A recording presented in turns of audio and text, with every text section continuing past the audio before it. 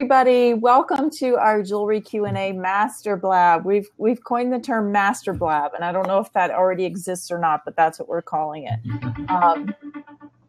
Somewhat themed after the concept of a mastermind and also the opportunity to ask questions if you need answers. And so my name is Ginger Meek Allen.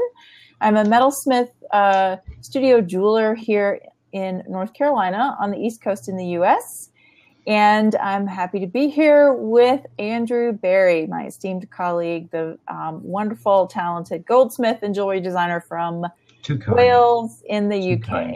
So welcome, everybody. We have several people in the room, and this blab, this is our third time around, so we're pros at this, right, Andrew? We are. We sure are. Can you all hear me? Yes, I can hear you. I can hear you just fine. Good. Cool. And I'm very excited about just a simple Q&A. We want to avoid the concept or the phenomenon of the blab hangover that we had last time, where we went on in like ad nauseum it was great fun. I had no idea that much time had passed, but our last one was 2.5 hours plus. So we want to kind of keep it under, a reasonable, hour and a half. I think that's our goal. So we're going to keep an eye on the time. Don't even know that we'll need that much time, but we shall see. So, Andrew and I have prepared in advance one question each, and we are going to ask each other a question. And we have carefully crafted these questions, you guys. I know I've given mine a great deal of thought, and I think Andrew probably has as well. The big issue, though, that we've got to decide is which one of us is going to go first. So, Andrew, do you have any strong feelings about that either way? No, I think we should let the people who are watching just say who goes first, who gets first to ask the first question. Who gets to ask the first question? Dee says ladies first. Should it be me? You guys come in. We've got 2 votes for ladies first. 1 vote. Ginger, ask Andrew first. Age before beauty. That would be you. I hope that's what he means. So anybody else? Any other votes? Anybody want to speak up? That's a good one. Ladies first. All right. I guess I'm going to go first. So I'm going to set the stage. Are you ready for this? Yeah. Go on. I'm listening. Oh my gosh! Look, you've got a list. It's sort of a list. So before I ask the question, let me give you an idea. Let me give you a framework around what I'm going to do here. You're going to need a pen. Oh my gosh! You should have warned me beforehand. Pen. And a piece of paper. It's a Sutton Tools pen. Oh, good, excellent. It must work better then. Will that be big enough? Yeah, if you write small.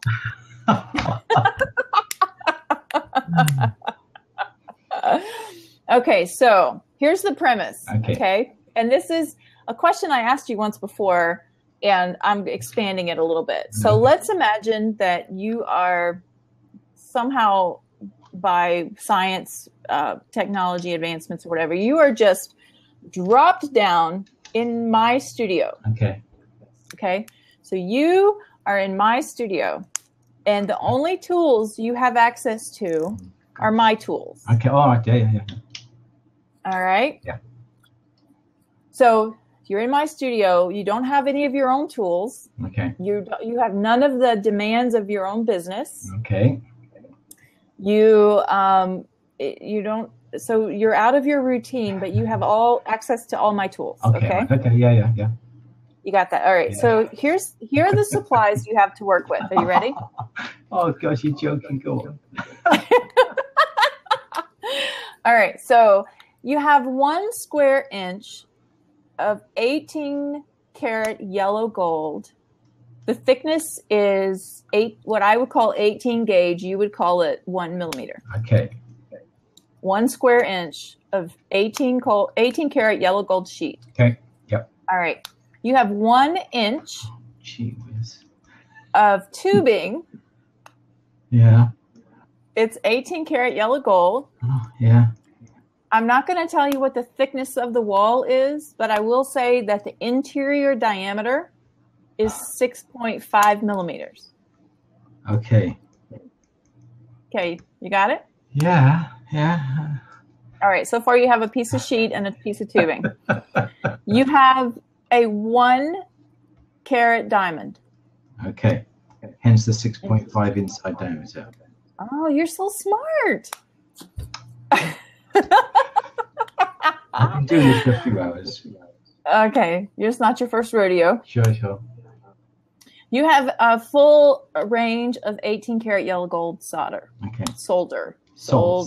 Yeah. Okay. And here's the you can think of it as a fly in the ointment, or you can think of it as an interesting challenge. Okay. The last piece, something that you have that you must use. Okay. Is a 6 millimeter steel spring. Okay, yeah. It's an inch long. Oh, it's got a dimension as well. Go on, inch long, yeah. Yep, but you don't have to use the entire length of it, but you must use some of it. Okay. All right. I haven't got to tell you now what I've got to do with this. Can I tell you like hours time? Can I think about it while we're talking? Nope. Oh, come on. Go on.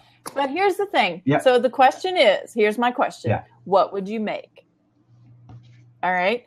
Now, you get to ask any follow-up questions you like.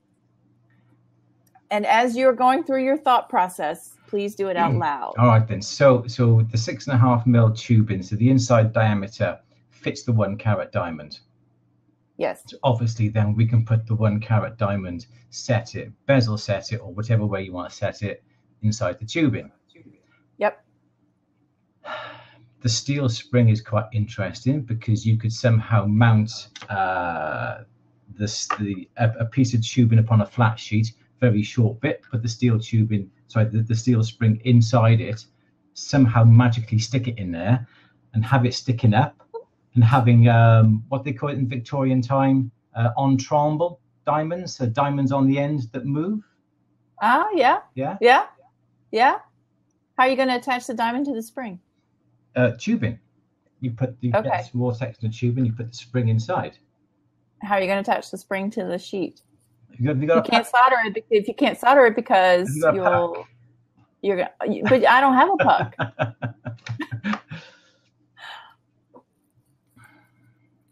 Right, my question is a far. All right, so we're getting some suggestions here. In the D says make a bobblehead. Yeah. Shoshana says very inventive. Laser tack welder, but I don't have one of those. All right, so continue. All right then. So can I cut that 1 inch of sheet up? Yeah, I have a bench shear. I have all saws. I have all kinds of cutting tools. All right then. All right then. Really, as you said, you've got your bench shears. We can cut that up into 3 mil strips. Okay. 18 carat 3 mil strips. Then we can somehow arrange them in a nice woven, like a weave. Okay. So, all right. So alternating pieces are going to be matte, shiny across the whole surface. Yeah. Okay. So that'll take it down to that. And then perhaps dividing that into thirds. So in perhaps the top third or the bottom third, we can then put your 18 carat tubing, a very short piece, and then we're going to put our steel spring inside it, and then have the diamond set into another piece of tubing on the end of it. And we're going to wear it as a brooch somehow. No, we're not. We can have it as a pendant because we've got the rest of tubing to put on top of the sheet to thread the chain through, and then you have the little diamond sticking out a third to one side, going tremble, tremble, tremble, tremble, tremble, on tremble. And how are we going to keep it in there? Luck. Magic. Luck.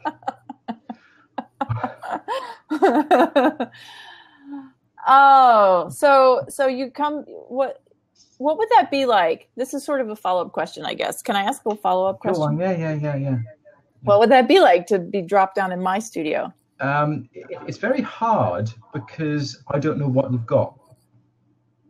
Yeah. I'm just going by purely just using a basic amount of equipment, but relying upon my sheer skill, ingenuity to come up with an idea that in theory it doesn't have to be in your studio. It could be anywhere. That's no offense to your studio, but I've no idea what you've got.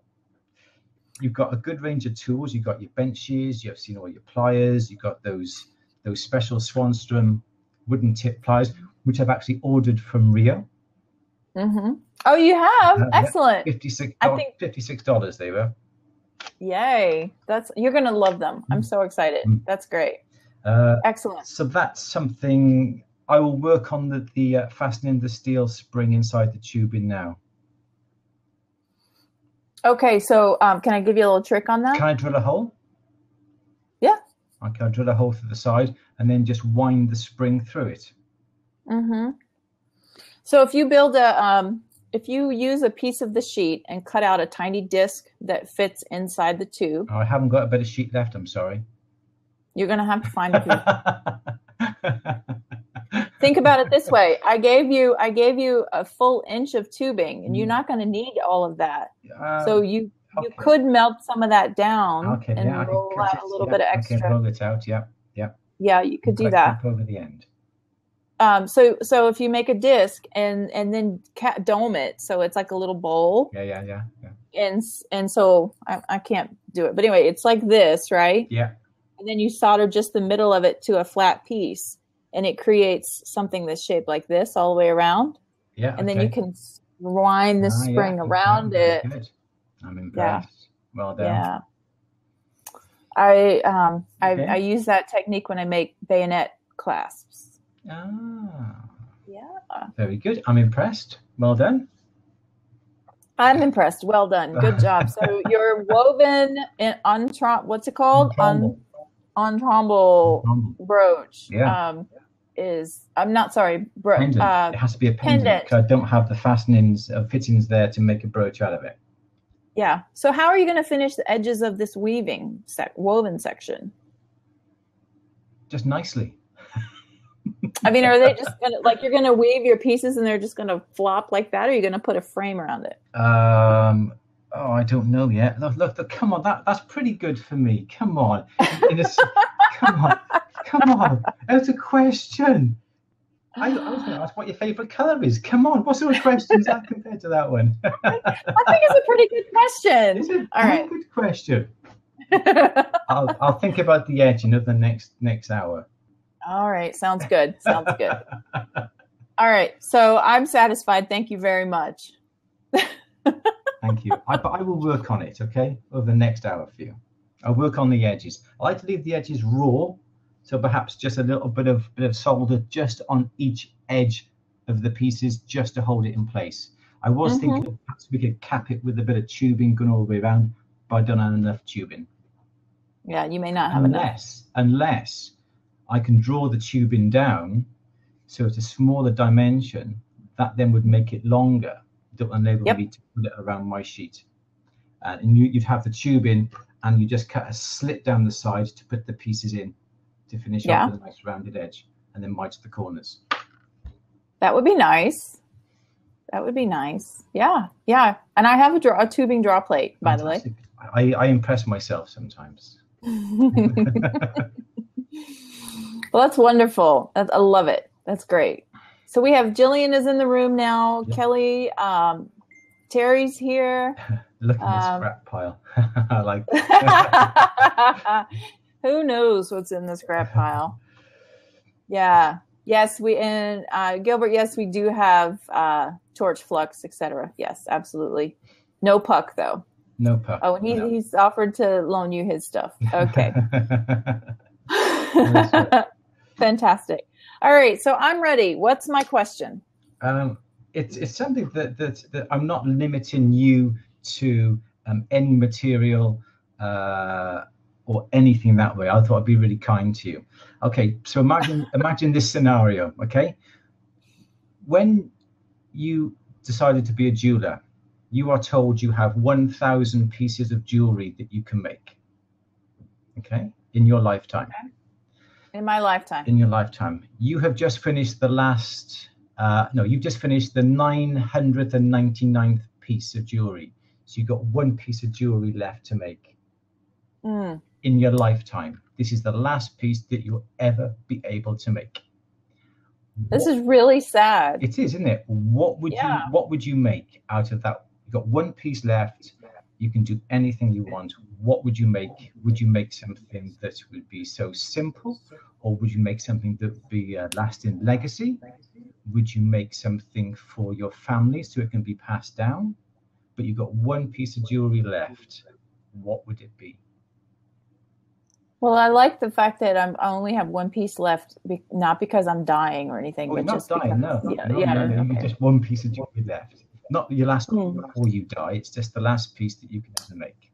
But it doesn't. You're not going to tell me for whom I'm making it. You can decide whatever you want to do. You can make a piece, give it to charity. You can make a piece, give it to the family.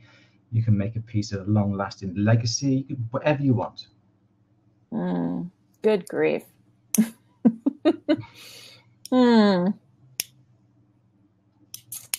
So I guess I've narrowed it down to two. Okay. And those two are one is really, really complicated, and one is very simple. And I think if I were going to be making my last piece of jewelry of my lifetime, and it has to be unique. You mustn't have made this piece before. Oh, see, you didn't tell me that. Oh, come on. You didn't tell me about this list of equipment I got. Goodness. Okay. It has to be jewelry, though? Yeah. It has to be wearable? Up to you.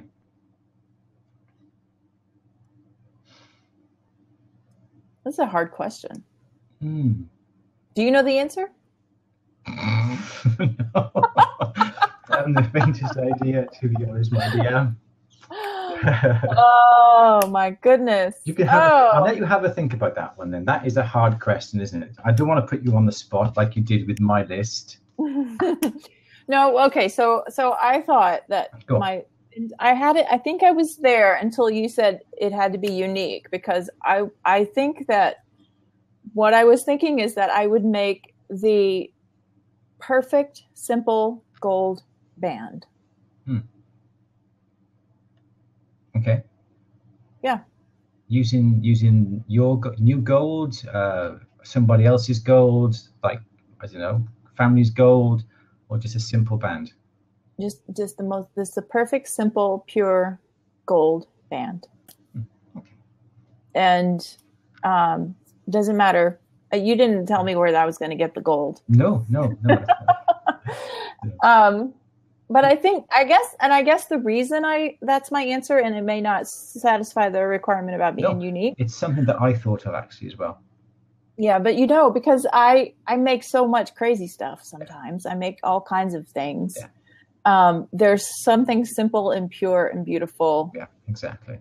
In a simple circular gold, half round, plain. Never ending. Yes. Eternity. Yes. Yeah. Yes. Then the symbolism in that is huge. You know, there can be, and it really is the epitome of, you know, the concept of a lot of information going into a very small package, and jewelry is like that. And to me, a simple plain band can mean a lot. So yeah. So Dee wants to know, is that good? That's fine. That's all I need. Thank you. Yeah, I think that's my answer. Yeah. That's my answer. And as the country song goes, that's my story, and I'm sticking to it. I don't know. Do you know that song? I don't know. Yeah. So I'm not going to sing it for you, but so. Very good. I like that. Yeah. All right. So is that my final answer, Terry? Yes, it is. What would the story be? The story is what I just said about how it's just the beauty in simplicity, especially after I've made 999 very unusual pieces, right? Yeah, exactly. Yeah. What would All the right. last piece be? Yeah, good. I like that. Good. Thank you. That's a good question. That's very good. It's a that's horrible really question, though, really. You've got one piece of jewelry left ever. It's sad. It's a sad thing to think about, but I mean, we could go old carpe diem with this if you like, because any piece could be your last piece. Exactly. The pieces you make tomorrow could be your last piece, right? Exactly. We don't know, do we? We don't. Exactly. Terry says simple can be the most difficult. Yeah, that's very true. And we talked about that the other day, how sometimes, or maybe you were talking about it, that trying to make a perfect form is really difficult. Yeah. I will tell you this though, I wouldn't want to use any fancy. I would make it the old school by hand. Hammered, no rolling mill. Yeah. Just melting and hammering it. Yeah. Yeah, do some real metal smithing. Yeah. Yeah. Yeah. All right, so they've got a new thing on Blab. It looks like stories are showing up on the left side of the window here. I mean, not stories, questions. Questions, yeah. And I'm going to see what happens if I hit this button that says answer question. Oh, it brings D in. All right. So hopefully the ladies and gentlemen who are with us this evening can ask some simple questions, more simple questions. So here's the time, everybody, friends, jewelry friends. Now's your chance. Not that we don't answer your questions any other time, but Kelly has a question. Can you talk more about the chainsaw files and hinges? Okay, yeah. I talked about that on one of my scopes that I use to file seats for hinges. I use chainsaw files, and I'm not in my studio, so I don't have them where I could show them, but they're probably a good 15 inches long, which is way longer than we'd need, but it's a straight cylinder, and they come in 3 different sizes. And I bought them at the local hardware store, and they're intended for sharpening chainsaw blades. I like them for filing hinge seats because they are straight. So a tapered file, if you think about it, the point of the file, the radius of that curve is very different from the radius at the back of the file where it's wider. And so it's very difficult to get a nice straight line that has a curved seat to rest your hinge knuckles in. So there is a file called, they're called chenier files, and they come in much smaller sizes than the chainsaw files. But the chainsaw files are a lot larger, but cheaper. So chenier files, I don't know. I have a few. I don't have any idea what they go for these days. Do you know, Andrew, how much? Yeah, I didn't even know you could get things called chainsaw files, to be honest. Yeah, so the chenier files, it's CHENIER, maybe? Does that sound right? Yeah. And those are designed for that same purpose, and they have a safety edge. They look like a flat file like this, but there's safety edges here and here. I think and then watchmakers use them as well. If I can remember right. I can't remember why, but yeah. I think that's probably what they're designed for. But I know when I was learning to make hinges, I was told chenier files are what we need. And then I found these chainsaw files. And if you're making larger hinges, I don't remember I think the smallest one is probably about a 4 millimeter diameter. And then maybe 4, 6, and 8, something like that.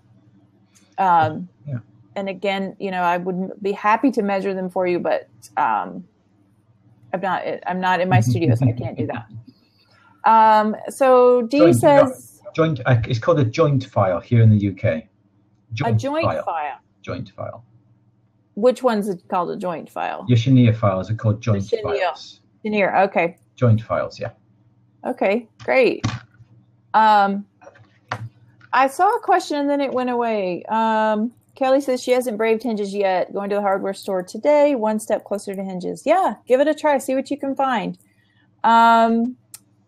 We have a question from Kelly says she's used the chainsaw files for chainsaws. Love the idea of them with jewelry. Yes. Diana's question: how did each of us start with metalsmithing? How did it become your career? So, Andrew, why don't you go first? I always wanted to be a draftsman. Simple as that. And I couldn't get a job when I was 16.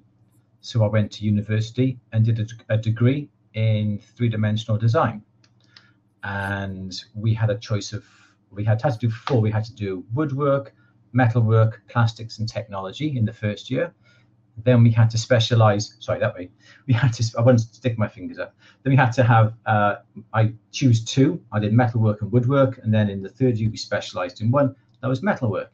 And the lecturer was a very good jeweler and silversmith. So he encouraged us to go down that line. Mm-hmm. And then whilst I was in uni, I made up those little polymer clay earrings and brooches and that sort of thing, and sold them to people to get some money. When I came out of uni, I wanted to set up my own business with a business plan that at the time was absolutely brilliant, but it ended up to be the worst thing ever, because the idea was on the Monday or the Tuesday, I would go out to get orders. Yeah, and then towards the end of the week, I would make up those orders, and then the next week I would deliver them. How naive is that? And that would never work.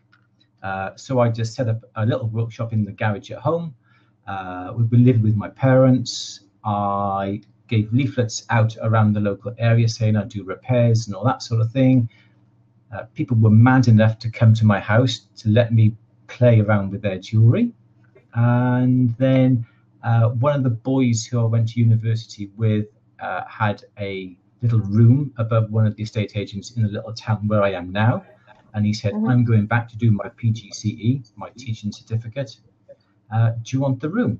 So I said, yeah, why not? So I took over his room. I had an A board outside, and this little room was upstairs, a little A board outside. And just purely started doing repairs and selling some little bits of jewelry. And it was as simple as that. And just A board, you mean like a sign? Yeah, like a little A board, yeah, with like okay. Yeah. We think we call that a sandwich sign for some reason. Yeah, sandwich board. Yeah. But this was in the shape of an A board. Oh, A for Andrew. Not in the shape of a sandwich. And that's awesome. It was just luck, I suppose, and not really knowing what I wanted to do right from the start. There was always a particular shop that I wanted to buy in Cardiff, which is quite a major town near us. And that's the shop that I wanted. And I kept waiting for it to come empty, but it never did. So I didn't bother. So I just moved away from where I lived at the time, up into the valleys, and I'm still here today. How long did it take you from the time you were in the garage to get the shop that you have now? I had a little room upstairs for about a year and a half. And then the guy who owns quite a bit of property in the town said, I've just bought the house next door. Do you want it? And I said, yeah, why not? And he said, well, have the downstairs as the shop and you can live upstairs in the flat. Fantastic. Oh. And then we moved in on the 5th of December, 1988. Oh, wow. And all we had in the window was a Christmas tree. And we had about 3 cabinets with some stock that I bought off a friend of mine.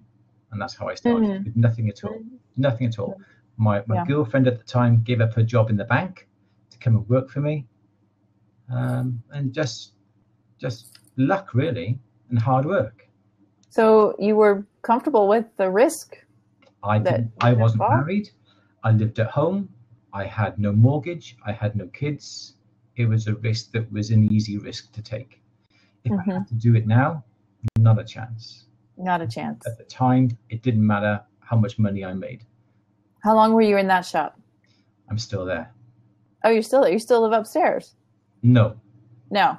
So upstairs is where your casting stuff is now, right? That's where we teach and got the studio now. Yeah, we moved out. When did we move out of the flat? I can't remember, to be honest. But yeah. So there we go. Interesting. That's fabulous. It's a bit of luck. That's all it was. Really bit of luck. What a great story. So what would you say was the characteristic that you have that made that happen, made that work for you? Because a lot of people step out on faith and try to launch something and it doesn't work. Belief in yourself. At the time, I was still, you never will ever know everything. You're always learning. And back then, I think I was so naive, thinking I knew everything. And it was just, you're in front of the customer, and you have to come across the customer that you know everything, you know what you're doing. And when I was in school, as I said on one or two of my scopes, that I had a very bad stammer and a very bad stutter. And I wouldn't talk to anybody. My head was always down. I wasn't, I wouldn't even talk to you on a camera or talk face to face with girls in school, anything. I was so shy. But having to be able to come across as a confident person who knows what they're doing taught me a lot. And at the time, a lot of it was, I suppose, a bit of an act to make people believe in me. That's the way it sort of came across, yeah. So please correct me if I'm wrong, but it sounds like what I'm hearing in that is something that I've thought about a lot, and that is when you're an entrepreneur, and you have your own business, many, many times the business becomes the vehicle for you to personally grow in the areas that you need to grow. Yeah. So it sounds like you were, as a kid, shy and now you're not. And it's the business. No, I have to correct you. I'm still shy. Okay. Well, it doesn't come across nowadays. No, it doesn't. You're not stammering, No, exactly. Unless you have to say the word sausages. Sausages. Sausages. And certain words, if I do get carried away, I actually will stutter or will stammer. Yeah. But it's a good act, isn't it? Well, I think it's I'm not trying to read too much into your story, but I think that it's true for me too, that, the business is a way to kind of address the areas where there can be personal growth. So, yeah. And I think you've really got to believe in yourself, believe in what you want to become and what you are as well. When I started to sort of want to get into the tutoring and the sort of the online sort of presence, I pestered one of the editors of a local magazine saying, let me help. Your magazine's great. I can do an awful lot for you. Let me help. And she did. And really hardly without even knowing me, she gave me a whole page in a national magazine every month. And she called it The Naked Jeweler. Really? Yeah, she called it The Naked Jeweler. And from there, then that was clever. So I did that. Then I did step-by-step projects. And then I advertised within the magazine and myself. I did tutoring, one-to-one tutoring. And that's how I launched At the Bench as well. So I used each sort of aspect as a platform to launch something else and to build on something else. So I was The Naked Jeweler for a year. And now you have a stunt double T-shirt, so you don't have to be naked anymore. Exactly. The Naked Jeweler. Yes. I even had T-shirts printed with The Naked Jeweler on it and that sort of thing. But I answered questions and I did loads of projects and that sort of things. But I used it getting across nationally. The advertising within the magazine was just far, far too expensive. But I was being paid to write this page. I was being paid to do the step-by-steps, which was brilliant because then I was getting exposure and promotion from doing that, but I was getting paid to do it, which would be the opposite way around if I'd had to pay the magazine to do it. Right, exactly. So there's some ingenuity at play. In one respect, I'm a bit of a prostitute in one respect. Well, I wouldn't use that word. So Shauna says you're excellent at moving forward ahead of the crowd, creating a new wave for all the other jewelers. Yeah, you've got to think. Ahead. You just can't stand still. You've always got to think. I'm always thinking, as much probably you are. Perhaps not necessarily about designs and new pieces of jewelry. I'm always trying to think on how I can promote myself, not necessarily the business, but what I can do to promote me that then has a knock-on effect to whether it be books I write, or whether it be magazines I write into, whether it be the website or whatever. So I'm always trying to think of what I can do. Well, and you are your brand, right? Always, yeah. Everybody is their own brand. Yeah. That's right. Especially when it is your name. I mean, I think that was a decision that I made at one point, because I used to have a business name and I switched it years ago to just using my name. And so there's a reason for that. Yes. Yeah. Yes. Okay. Any other questions? Even Gillian, Savella Julie, she bought the magazines that I was in. See, there you go. She remembers. Yeah. Well, I mean, I'm not surprised that she's saying that the Naked Jeweler, she remembers that, because it's a memorable. I would remember that. It's a bit embarrassing. I didn't come up with that name. Why do you think she called it that? Because it was like, it's like the Jamie Oliver sort of thing, going back to basics, learning the basics, learning how to sew, how to pierce, and all that thing, that sort of idea. Going back to basics, which is what Jamie Oliver was all about, wasn't it, in those days? It seems like, a little bit of a safety hazard. I kept my apron on. Oh, good. Good. Yeah, so there we go. How about you then? That's enough for me. What was the question again? How did I get started? Yeah. So, I was a student at UNC Chapel Hill. I was in the journalism school. I have a journalism degree. So I was trained in interviewing, writing, storytelling, basically, photography, graphic design. And at the time in Chapel Hill, there's a street, Franklin Street runs through the middle of Chapel Hill. And on one side are all these shops that cater to the student body, and then on the other side is the campus. And so Franklin Street is always a busy, fun place. And there was a shop on Franklin Street. The owner was a metalsmith. Her name was Rebecca, and I felt like drawn to this place. And I would go, and I started making beaded jewelry at first, because that was the simplest way to begin. And I'm sorry, I just got distracted because I saw the comment about the carpet burns, and now I'm I don't even remember where I was.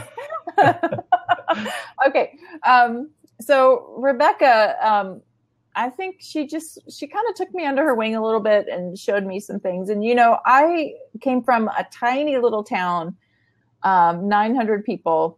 And in our town, and not even in my town, but in the next town over, there was a neighborhood jeweler who was, the guy with the thing on his glasses. And I didn't even know the difference between a metalsmith or a jeweler or a goldsmith, or like what they were. And so this was a world that was all kind of foreign to me as a 19-year-old kid.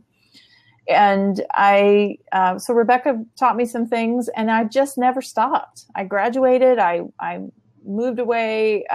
All of the next phases of life, it was just something that I always did.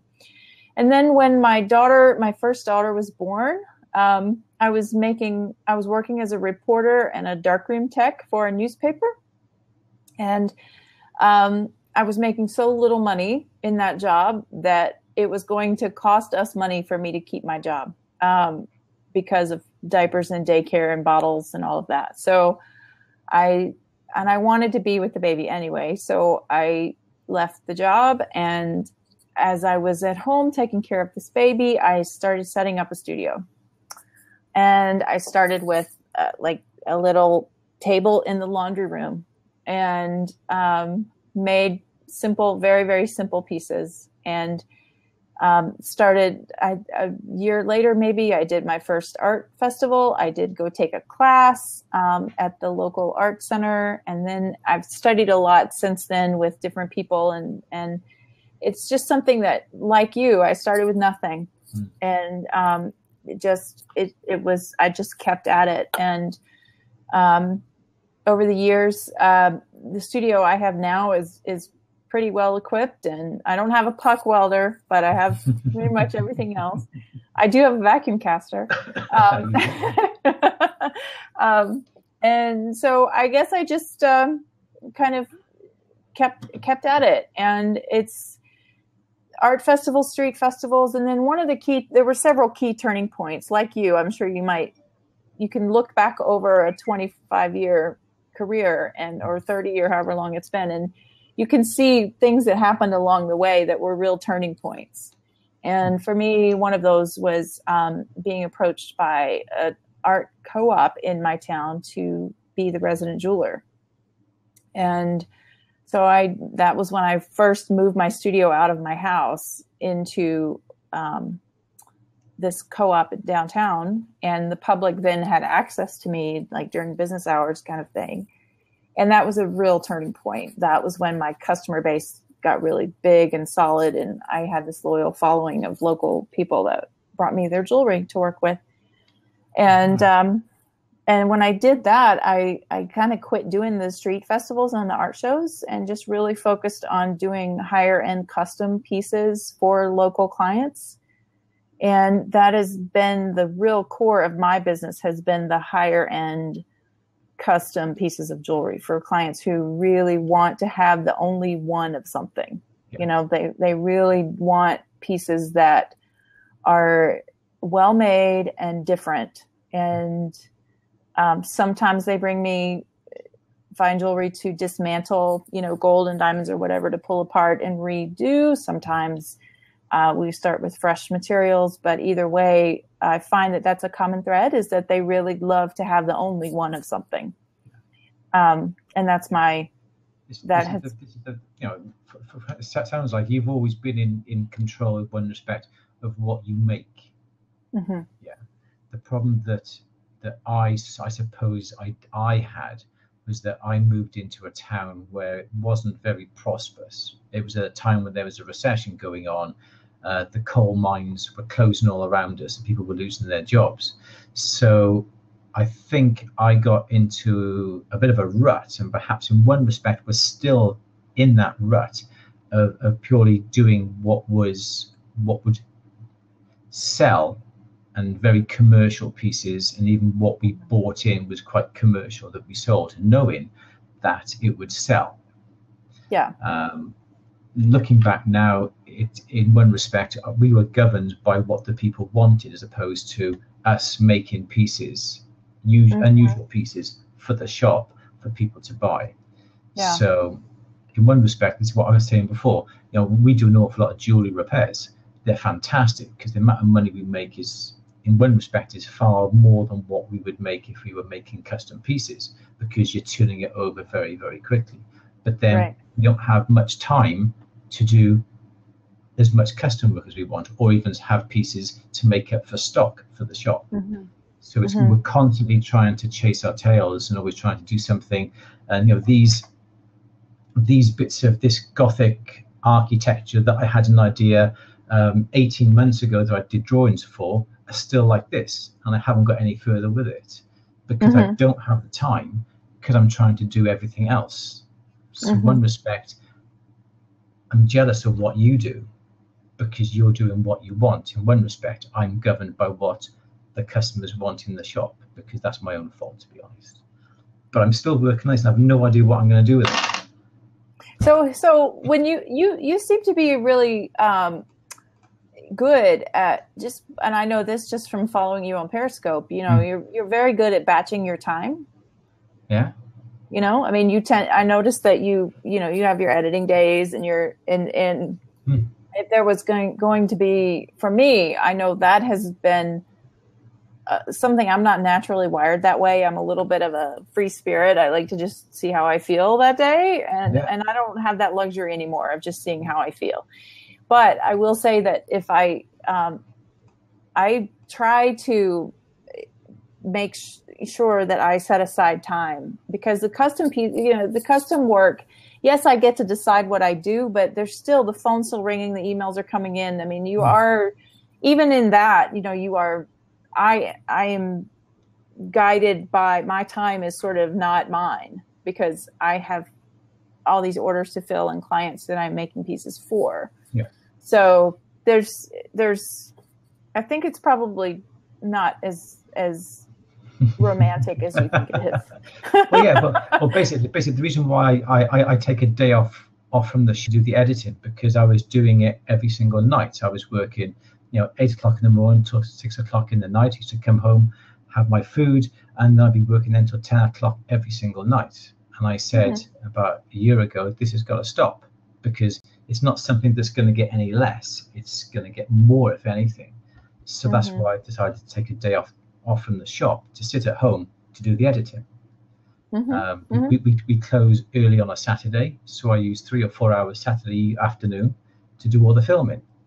So I have to fit these things in, but then that means then I've only got a Monday in the shop, I've only got a Thursday, a Friday, and half day Saturday. So I don't have much time then to be expressive and creative, because then when I'm back in the shop, I'm having to do all the ordering, doing some of the repairs, or perhaps some of the mundane commissions that come in, but nothing that I can do for stock for the shop or nice one-off unusual pieces. I just don't have the time. Don't have it. And that's silly, because perhaps I should make time, but I don't know where I can find my 4 or 5 hours a week to do my creative stuff. Yeah, because I'm trying to cut down my hours that I work of an evening. It never works. I'm here now. It's I've got no problems. This is 9 o'clock, 10 to 9, but this is like every single night of the week. I'm still in front of the computer working, regardless of how much time I do during the day. I'm still here on working away. And don't get me wrong, I love what I do. Otherwise, I wouldn't be doing it. But so take those little Gothic window pieces that you have and puck weld a little ring on the top, put them on an earring, and you're done. Oh no, that's too easy. I'll come up with something one day. I know you will. One day. I know you will. One day. We've got a few questions coming in anyway. Here we go. Okay, what are they? I don't know. Let's have a look. But I think passion with your profession, knowing where you want to go to, and trying to work on the steps of how to get there. That's quite important. Don't be afraid to ask people for help. Big one. There's an awful lot of forums out there. I've given up on forums completely, because I don't think usually they're a good place to ask for help myself, because there are lots of people who will actually slate you for being on there or asking stupid questions. Even if some forums say we don't do that, some people don't like to ask questions. So I think... Well, or you ask a question and then you have people who really don't know what they're talking about telling you what to do. That's another issue with it. So anyway, but I you know this already, but I admire your business model. I admire what you've done. You're teaching people, you're giving back, and you've made a living for your family, and I respect that greatly. The one thing that I also say is the fact that my dad, as you saw in the videos, he's like 93. Yeah, he lived through the war. When he dies, he takes all of those memories with him. And he hasn't shared half of them with me, so I can't even tell them to my kids. When he dies, he takes everything with him. And that's the problem, I think, with jewelers, is that they think that they've spent a whole lifetime gaining all this knowledge. Why should we give it away? We spent hours and hours learning this. Why should we give it to somebody else? No, everyone tries to keep their knowledge to themselves. But my view is the fact that if you've spent 30, 40, 50 years gaining knowledge, just try and pass it on to the next person. Yeah. Because that's the only way these basic techniques are going to survive. Everyone is going to come along on PCs and use, Matrix, Rhino, Jewel CAD, whatever. And that's how they think jewelry is going to be made, because that's what they're seeing. They're not seeing the boring, mundane stuff of soldering, piercing, cutting out, bending, shaping, hammering. But those are the fundamental aspects when it comes to making jewelry, not the technology they're seeing these days. Yeah. And, my worst thing that could happen is that jewelry making, true hands-on jewelry making, becomes a dying art, kind of like watchmaking and because it's boring. Lace making, I mean, things that people just don't do anymore. Yeah, it's boring to the youngsters. You know, you advertise these universities. We do CAD/CAM, 3D printing, sintering. Yeah, the youngsters are there. You advertise a course, right? We're going to solder, we're going to cut, we're going to pierce. You know, it's not interesting for the kids. Mm-hmm. This is the problem I think the industry's getting into over here. Now, let me say this too, by the way.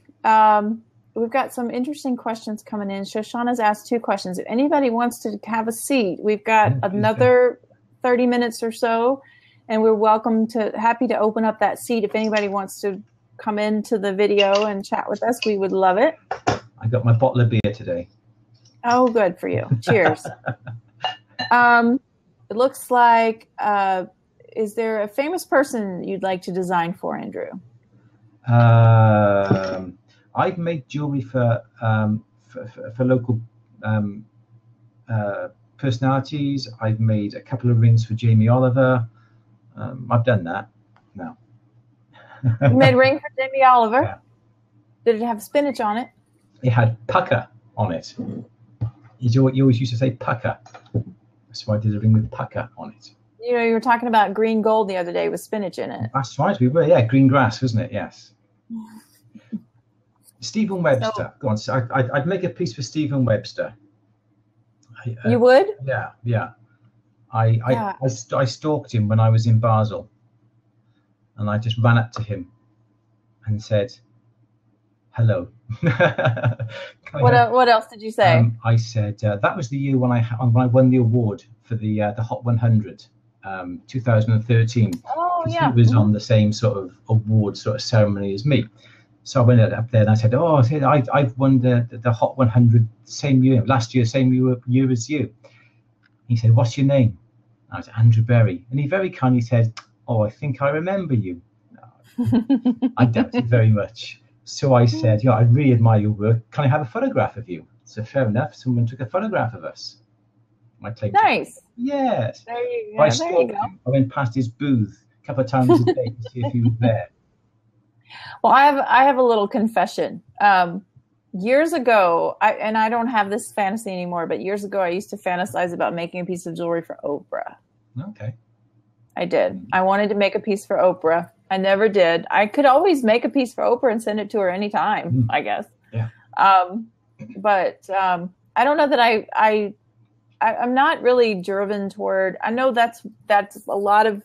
I don't know about in the UK, but in the US, a lot of jewelry designers try to get their jewelry on celebrities, and I get that that's a valid way, but it's just not something I'm hankering for. But I guess Oprah, Michelle Obama would be my other pick. We made some jewelry for a local TV newsreader. We sent her some pieces, and she wore them on television, and she wore them when she was out and about. And people asked her, "Where did you get your brooch from?" And she said, "Andrew Berry up in Estrad-Murdoch, and I have had some business from it." So that was nice. Oh, that's good. And to see a piece actually worn on television, and also in some advertising that she did for a local newspaper as well. One of my dragon brooches was on there as well, and that was cool. Yeah, that was cool. Yeah, that's interesting. So Kelly says if Janis Joplin was alive, she'd make jewelry for her. What about someone not living, someone in history, anyone in history that's no longer living? Can you think of someone? Does anybody want to come on screen? Anybody out there who wants to come on? We got a couple of open seats. Yeah. I can't think of anybody, a historical figure that I would want to make a piece for. Can you? I think it would have to be someone like Napoleon or someone like that. And that would be really cool. If you could make a piece, give it to them now, and then see it then today. Does that make sense? You need a TARDIS for that. That's it, yes. Time machine. You're right, yeah. Oh, how about Elvis? Mark wants to make something for Elvis. Get Mark on. He can describe what he's going to make. Come on in, Mark. You can tell us what you'd make for Elvis. Describe what you want to make for Elvis. Go on. That's going to be a good one. Hey, Mark. Hi, guys. Hello. Hi. You look a bit like we Elvis. need to fill these open seats. Yeah, okay. So we can make it interesting. I've got a story talking about business that we were talking. Can you hear me? And am I doing it right? Yeah. Okay. Splendid. Talking about why you should start a business and how do you succeed and why should you do it.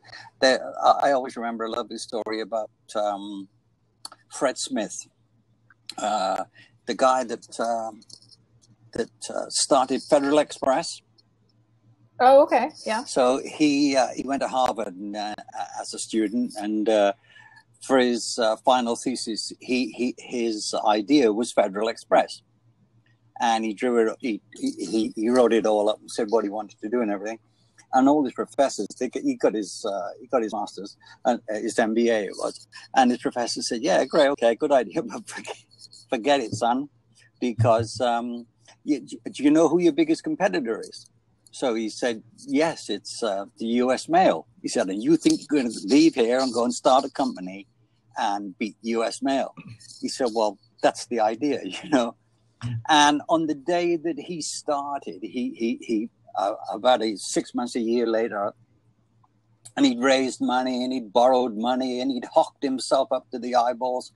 And on the day that the business launched, he had airplanes standing by that he'd hired. He had people, everything laid on, the whole system in place in the business model. And that day, his basic slogan, I guess, was, "We'll get anything, anywhere in the world in 24 hours." Wow. And he just waited. And that day, they sent 7 parcels on his very first day. He had airplanes and people and trucks and everything. He sent 7 parcels. 3 of them were from members of his family. 2 of them were from themselves, their own. And I think only 1 was from a customer. And at the end of the day, they had a meeting, and all the guys with long faces came around and they said, "Well, Fred, you know, that's it, man. We got to, you know, it's bankruptcy time." He said, "What are you talking about?" He said, "It was a great success." He said, "We said that we would get a parcel anywhere in the world in 24 hours. And we did it with 7 of them." He said, "Yeah, but only 1 of them was ours." He said, "Okay, so now all we got to do is get the numbers up." Yeah. And Yeah. that's exactly what so let's start getting those numbers up, and look where they are today.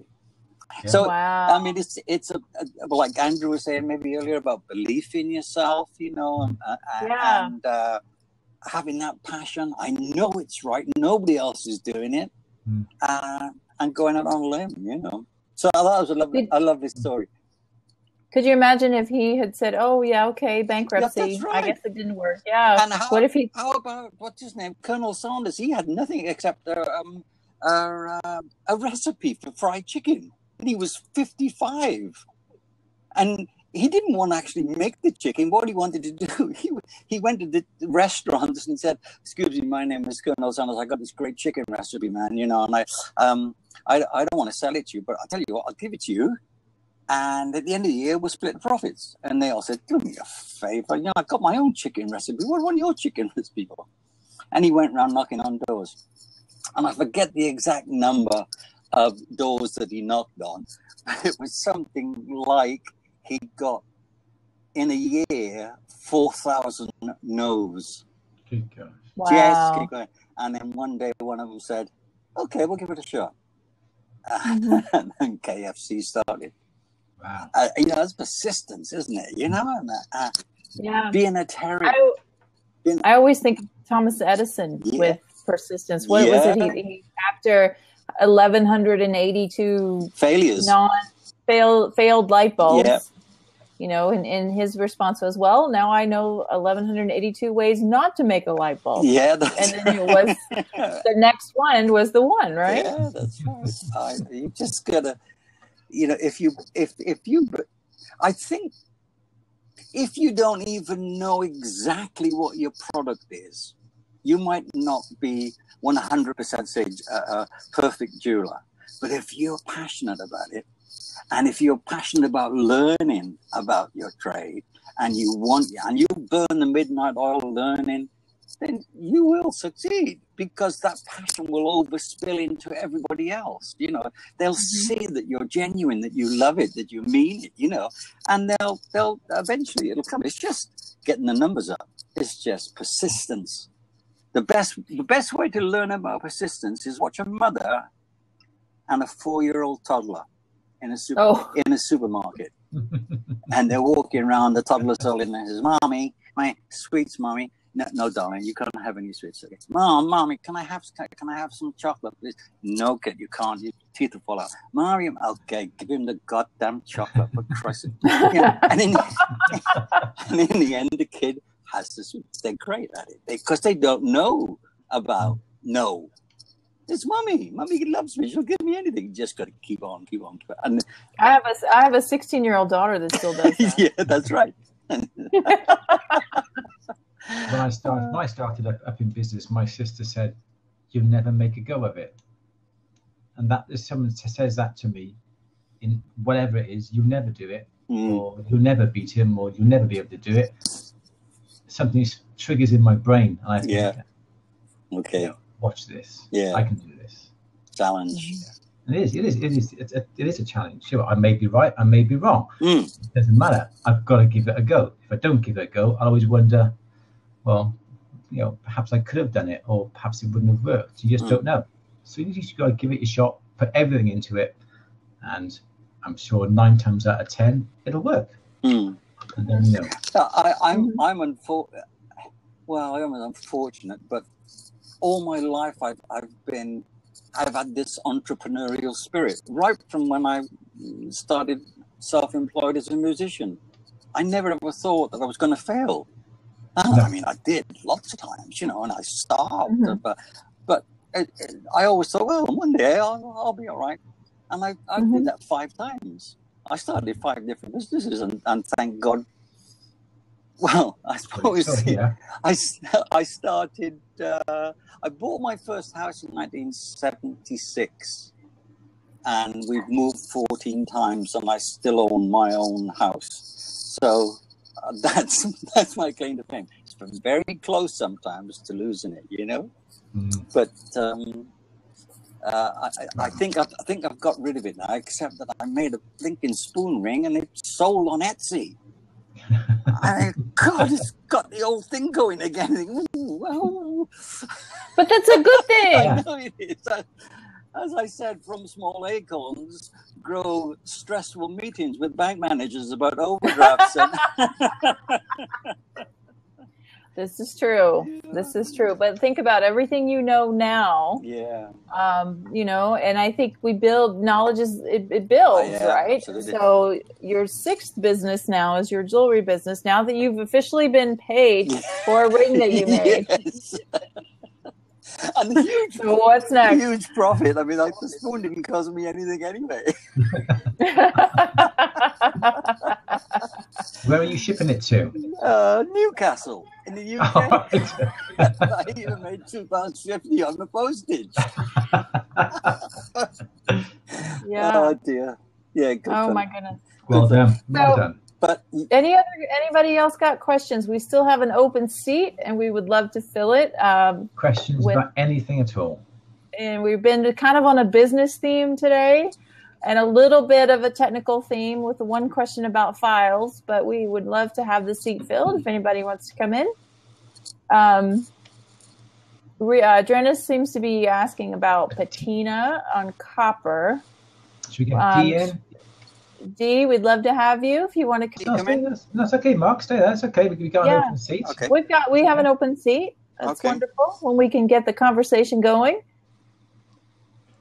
Come on, D. Mark, did you get my email this morning? Yes, I did. Thank you very much. That's okay. No problem. Yep. Good stuff. So I'm wondering what happens when I push the button to answer Dee's question, and I don't know if that prompts her to join or not.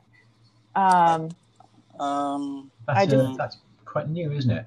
Yeah, it's a new feature. We didn't have that before, so I'm not really sure what that means. Nope. Doesn't look like she's coming in. Yep. All right. So the seat is open. Call is enabled. Andrew, do you want to talk about patina on copper? Patina on copper. I don't often use copper, I'm afraid. Well, I don't use it that often either. Heat.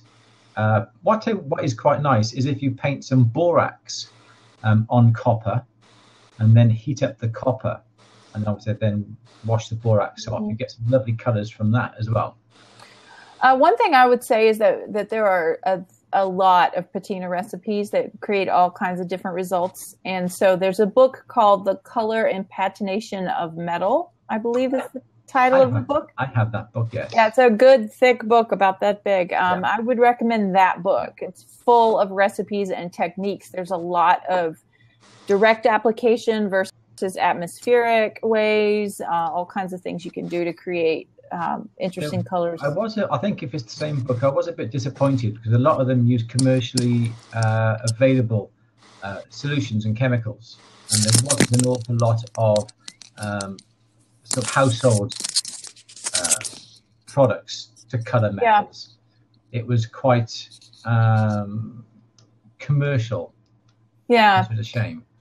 I know that the patina work I've done on copper.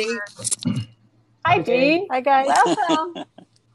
I've used things like salt, ammonia, sawdust, rice, coffee, tobacco, things like that, and rotten eggs even. That's really unpleasant, but it works beautifully. So those are the kinds of things. But Jonas, I would really just recommend that you get that book. You can do things like suspend the piece in and put a bucket over it with another bowl beside it. That has the whatever you're using in it, like the ammonia and the sawdust or whatever, or you can put it directly on the metal and close it up and leave it for 4 days. I mean, there's all kinds of things you can do. Yeah. Hi, Dee. How are you? I'm good. How are you guys? She always looks so composed. Yes, she does. Lamp is there. Lamp is there. You know, I have a question. Yeah. Okay, let's hear it. Okay, it's for both the hosts. If you could go back in time to when you started your business, what one thing would you tell your younger self? Good question. I think we're talking about business, right? Yeah, if you've got an idea and you want to pursue it, just go for it and just believe in yourself. What I've sort of said all along. I think if you've got an idea or you've got a passion and you know that you can do something better, there's not much point copying anybody else. You have to do something that is going to be different to make you stand out from everybody else. So I think just go and believe in yourself and do what you want to do, because otherwise you'll end up for the rest of your life, as I said, just wondering what if. Yeah. So I don't know. That is not going to be applicable to everybody because not everybody would be in that situation. But I think I was lucky. I did what I wanted to do from an early age. When I left university, just go and do it. Do what you want to do. Do it to the best of your ability. If it works, brilliant. If it doesn't, try something different. Yeah. Is there one thing that you would do differently that you would go back and change if you could? I would not do repairs every day. I would be a bit more creative myself. Oh, okay. That's what I think I would do. I'm quite happy with what I've done and what I'm doing and where I want to go and the plans I've got in my head. So I would try and not do things purely for commercial reasons. I would try and be a little bit more imaginative and be individual. Okay. Yeah. How about you, Ginger? Advice to my younger self would be, I guess, to trust your instincts and don't second guess yourself so much. And when you are embarking on something new, to not be attached to any particular outcome, to trust and show up and do your best and all that, but not have this thing that you want it to be at the end. Have the vision, have the goal. Yeah, but just go in and allow things to grow and develop in ways beyond what you can think of on your own. Okay. Sort of like opening up, because if you make a specific plan and you're going to, work it all, do all of that. But then by limiting the outcome, I've now limited this thing to my own strength and wisdom, which is finite. But if I open it up, it allows other gifts to come. And that's a little bit of a woo-woo sort of thing. And I'm not trying to be too, whatever. But but I think that would be it. Just to be open and trust your instincts, but also, allow beautiful things to come, gifts and blessings to come beyond what I can imagine on my own. Does that make sense? Yes. Yes.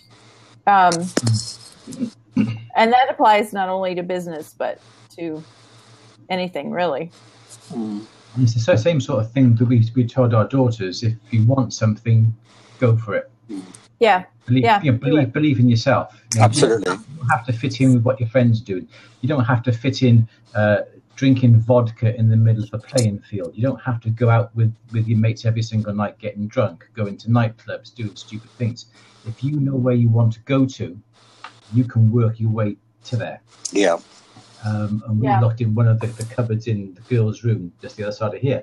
And there's a whole 2 shelves full of files that the girls have done when they were in school: biology, physics, English. And that's all they did. They just worked every day, every night. And, the exam results are absolutely phenomenal.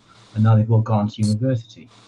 So, just like believe in yourself, and you may want to be up here and you may be down here. So you have to work on ways to get up to that level.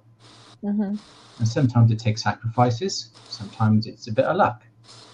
And all 3 of them are pursuing very different. All very different. Fields. Yeah. And Grace is partially dyslexic, so she works harder than the other 2. It just doesn't come naturally for her. So when she had to sort of write out a whole story, she used to write the first line over and over and over and over and over. Wow. And then the first line, second line, over and over and over and over, pages and pages and pages. The third, and just she kept going through it, and that's the only way she could learn. Wow. So Brilliant. she worked harder than the other 2, but she obviously didn't quite get the same results as the other 2. But I think she worked harder than them because she knows where she wants to get to, and she's working her way to get there. Wonderful. So I'm going to switch gears a little bit here. I don't want to miss any questions, and we see one here from Seattle Shawnee. I know several ways not to fuse fine silver wire to silver sheet. Still working on the best way. I think I can't get my metal hot enough. Any suggestions? So fusing fine silver wire to fine silver sheet. You do a lot of fusing, don't you? Not really. No? Andrew, what would you say? I have some thoughts, but I'll let you go first. You don't need, if you're trying to have a wire onto a piece of sheet, you don't heat the wire up because the sheet has the biggest mass. Yeah, is this what we're on about? Yeah. Yes. So I would heat the sheet up and keep the torch on the sheet because that's going to take far more, a longer time to heat up than that thin bit of wire. So it also helps to understand what fusing is. Because basically what you're doing is you're liquefying the outer membrane, the outer surface of the metal, and so that it becomes liquid for a flash, just for a second. And then when it cools, it solidifies, and whatever's touching is going to be bonded to it. And it's a pure bond. It's not like soldering where you have soldering, where you have parent metals and solder, and it's a mixture of things happening. Fusing it's all the same substance. So it's a nice, strong bond, but it's really about timing, I think. And so what Andrew is describing, you have your surface of your metal, you're going to have a torch in one hand and the other hand holding that wire. and you're going to heat the metal. And the second that the metal gets there, you're going to put the wire down. Yeah. Would you agree? Yeah, because in theory, if that thin wire is touching the metal, the heat will transfer from the plate up onto the wire. So you don't have to even heat the wire up at all. Yeah. The moment you put your torch on the wire, it'll melt. Mm-hmm. Yeah. It's a I would call it sort of an advanced torch technique. It's not easy to do. It's really it's timing. Yes, absolutely. Yeah. We got a question from Kelly. Okay. About not being able to comfortable enough to do custom work. Oh, do you want to come in, Kelly? We can make a space for you. That's a complicated question. I'll jump out. I'll go. No, let me go. Up. She beat you. She beat me. I just put my finger up. Kelly, you want to come in? Let's see if she's coming in. She's just going to see what happens if I. She's just going to feed the chickens. So I've just hit answer her question, and I don't know. I don't know what we're supposed to do. You can't type anything, can we? Yeah, I don't know what that. If I don't know what happens if I hit answer question, and then if something pops up and she could accept the invitation to come in. I'm not sure. It's not asking you anything. Okay, well let me open up the seat and you come on in, Kelly. Just hit join, I guess. Getting back to the fusing thing. She said, that sounds interesting, but my granulation that's also on the surface wouldn't work that way, but thanks. I'm making a bit of an oven tonight to see if I can get the surrounding area hot. So the granulation is fusing, but the wire is not. I guess that's what she's saying. Again, it's all to do with the mass. Yeah. So let us know how that goes with the oven idea. I would love to find out about that. Hey, Kelly. Hi guys. Hi, how Kelly. you doing? Good to see you guys.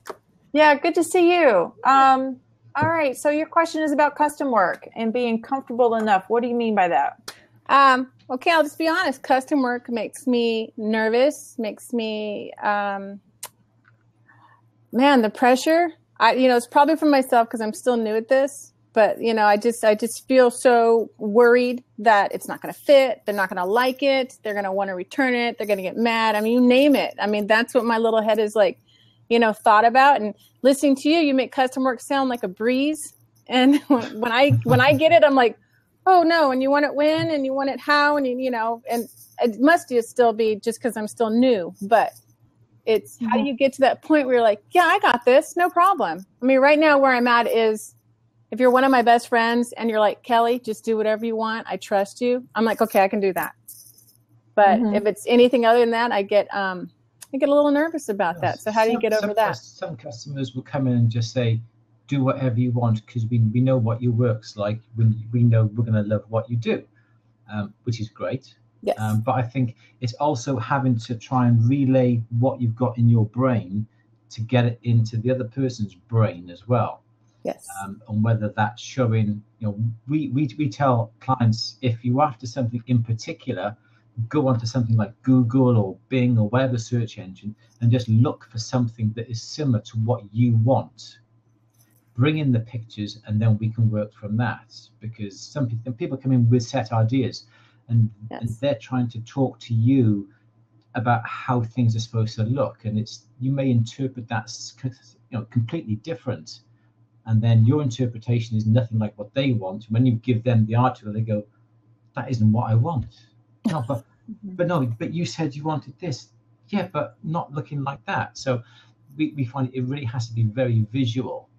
Yes. Drawing your sketches, or people will bring in pictures of ring shanks or settings or pendants. And this is the start of the thing that we want, but can we have it in a different way? Can we have it in a different shank? We like the idea of a 3-stone, but we don't want it straight. We want it different. And I think you've got to try and piece together all these images with hand drawings. Yeah. Then to show the customer, say, look, this is what it's like. Is that right? And if they go, yes, well, then you're both then talking or singing from the same hymn sheet, basically. And that's the only way that we find that we get across. Jason's the world's worst. go, yeah, no problem, we'll do that. And that's rubbish, because he is not writing anything down for the customer to see. So then he comes to me, or then I'll find the packet, and he'll say, oh no, she said it had to be like that. And I said, how do you know? Oh, don't worry. No, it's got to be written down, because if it's not written down, it can be anything. Yeah. So I think it's important, even if you just get pictures off the internet, buy books, buy magazines, and just have a whole load of nice books of rings, or nice books of earrings. And like, do you have Polly Pockets? Those clear stuff in there. Okay. And just put loads of pictures and those sort of things, and have like an ideas book. They can say, well, this is a book full of rings. These are the sort of things that you're after. So then that's a good idea. You're actually talking. You know what the customer is thinking, and I find that's the hardest thing. We can draw something, and sometimes the customer says, I can't even imagine that. I can't imagine how it's going to look. Well, hang on a second, let me get some pictures like that. Yeah, that's fine. And that works. That works well. That's a good idea. And I find that really does break down the problem that you were saying. Well, it wasn't supposed to look like that. I didn't know it was going to be that big. I didn't know it was going to be that color. I didn't want it like that. That's what we drew. That's what you agreed on. That's what we signed on. And then you've got nothing to come back on. Make them sign it in blood. You agreed to this. Yeah, that's it. Yeah. And perhaps, if you've got to be confident enough to say, this is what we're doing. Fine. I want a deposit. It's non-refundable. Okay. Whether it's just enough to cover your cost for the metals. At least then you've got that covered, should anything happen. There's a lot I could say about this too. Along with what you've already said, Andrew, I think, but one of the sort of first things I would say is that Kelly, you already have a pretty distinct style with your work. Thank you. And I think that's really key, is that it's apparent to the client before they come to you what it is that you do. So like, if they came to you and asked you to make something that was totally out of alignment with anything you ever would want to do or have done, you have to be able to let that go and say, I'm not the best person for you. So the first thing is to make sure you're a good fit, to make sure that what the customer wants and what you do are actually going to work together. Yes. And then once you know that much, then it does become a really visual and hands-on is even better, because a lot of times clients will come to me and I'll pull out a bunch of different widths of shanks and sizes of stones, and I'll say, we'll actually play with pieces and parts. I like that. Yeah. And that helps somebody, because Andrew's right. A lot of people will look at a drawing and still not get, they have trouble translating. They can't visualize it. Yeah. They have trouble translating a 2D drawing into like a 3D object that they're going to wear. And so if you take let's say an 8mm stone, for example, looks really different on someone with a size 3 finger as someone with a size 12. Yeah. Yes. So if you can take something that's that size, put it on their finger and say, here's to give you an idea of what it will look like, and let them, kind of look at it and do their thing. That helps a lot. I have a real, it's taken me years to develop this, but I have a process that I do with clients. They get a lot of information from me, and even my long distance clients who don't live close enough to come to the studio and do all of that. We do a lot.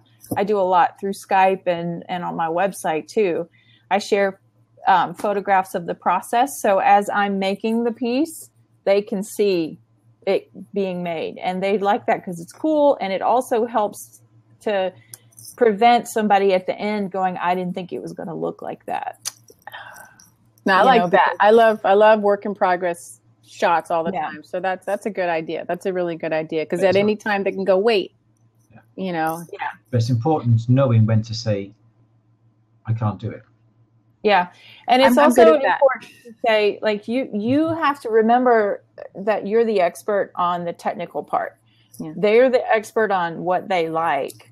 but you're like, if they like it, let's say it's a 30 millimeter cab and they want a bezel that's like a millimeter high, that's not going to work, or whatever it may be. Yeah.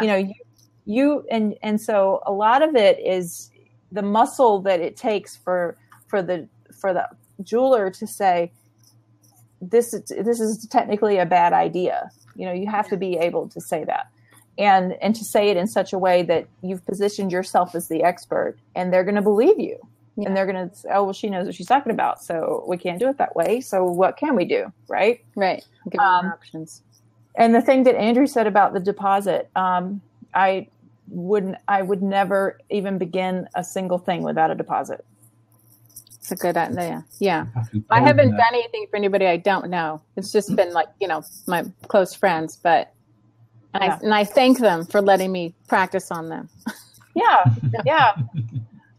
But so I have a friend coming over tomorrow, and she wanted me to just pick up. She has some glass, beach glass from Scotland. She wants me to make into something for her mom. And but it was funny because she's like, "Well, can't you just pick it up from my house?" And I said, "No, I would prefer if you come over." And we sat down, and I threw out some metal, and we look at things, and bezel heights and shanks and all these things like that. She's all, okay, I get it. I'm like, yeah, because you want it, but let's do it together. But she's also still, do it your style, Kelly. But I still want their input.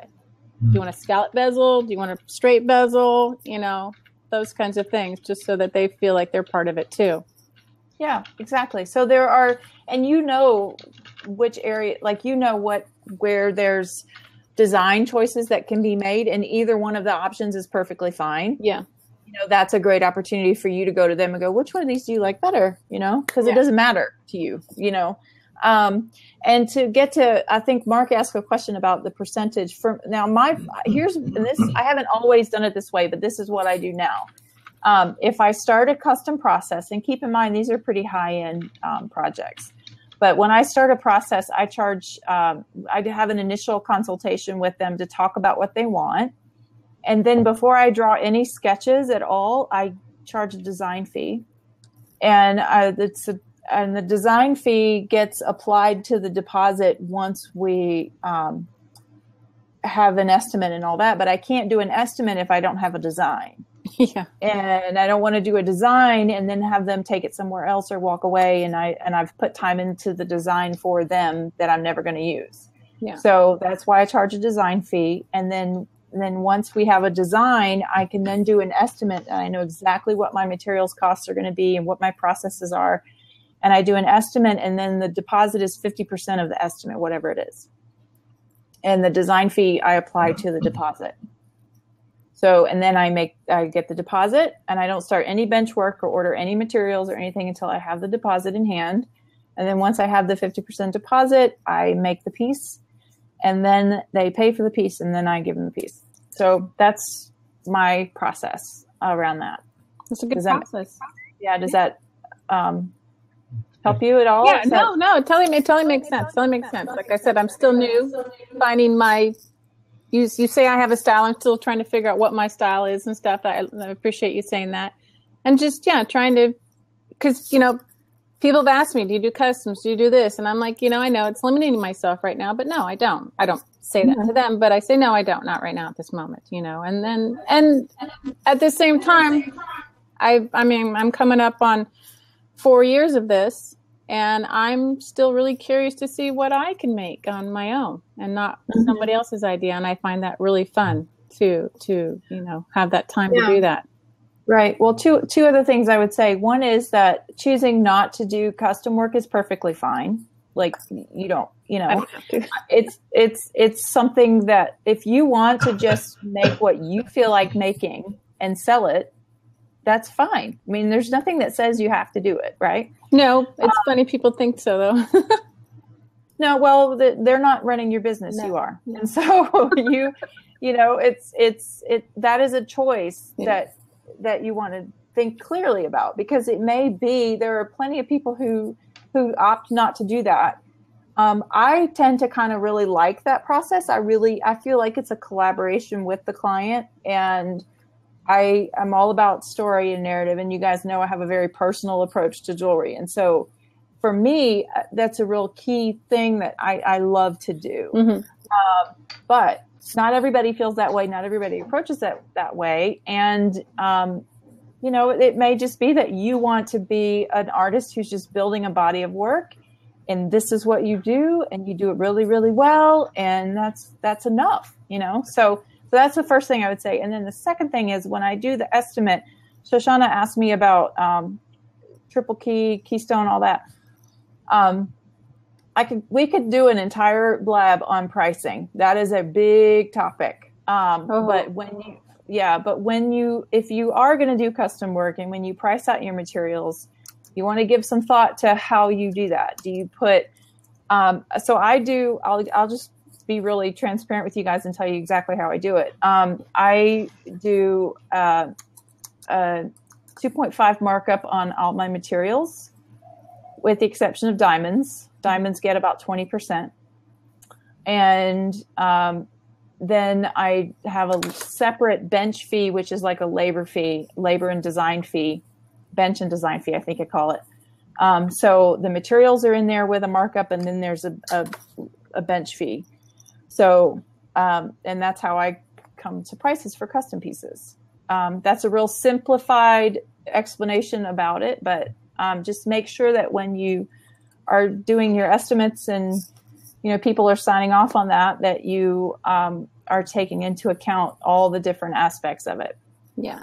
Yeah. There are different formulas on theories about where the overhead should go. Do you add overhead to, I mean, if you look up pricing formulas for jewelry or anything really, there's a lot of different approaches to it. So I've tried different things over the years, and that's the simplest and easiest thing that seems to work for me. So for me, it's materials with a markup, and some things I do triple key. Most of them average out about 2.5.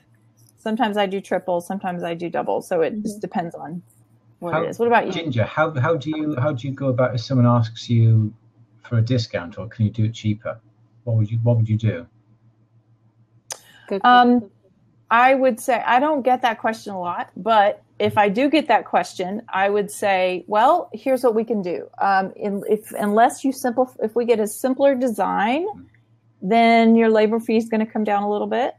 Maybe we make the shank not so wide. We use less gold. We go with a smaller diamond, and that's how we cut your cost. I don't say, well, here's my price. Then they ask me for a discount and I give them a different price. I don't do that.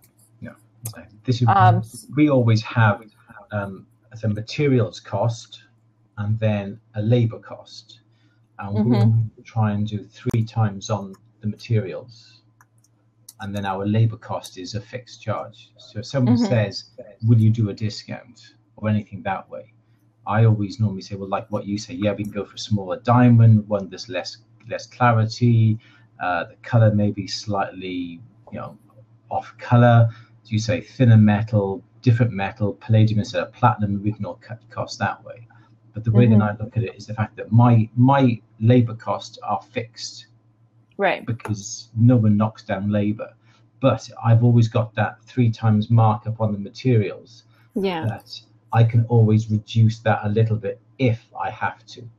So I have 2 prices. So you don't bundle those prices together and give, say, 10% off, because you're taking 10% off your labor costs, which are fixed, because no one's going to give you a discount off your rates, your rent, your heating, your lighting, your stationery, and all that. Those are fixed.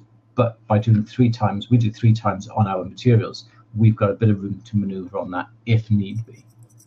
Right. And by separating them so you know exactly what things are costing you, really does help. And I give the customer the breakdown of how much they're paying for materials and how much they're paying for labor. Do you tell them? Yeah, I will get a sheet of paper and I will say, okay, well, this is it. You want this diamond, X amount, is going to cost you this much.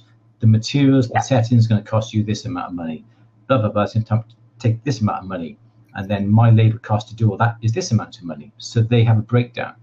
And then they'll say, well, I want a bit cheaper. I say, well, okay, well, let's reduce the diamond price. Blah, blah, blah, blah. We can adjust that. But everything else stays the same. So you can reduce things that way.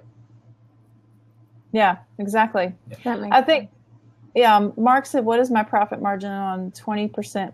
It's a 2.5, so it's 2.5 markup, so it's 250%, I think. Yeah. Whereas we would purely double up on diamonds. We would now 20%. Oh, I couldn't do that. Well, that's the standard in the U.S. I'm not kidding. I'm not being cheap on that. I know, I appreciate that. And I don't know if it's because we have.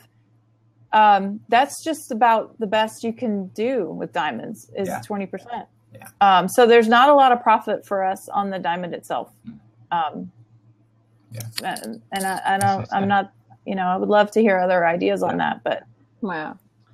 I like Dee's question.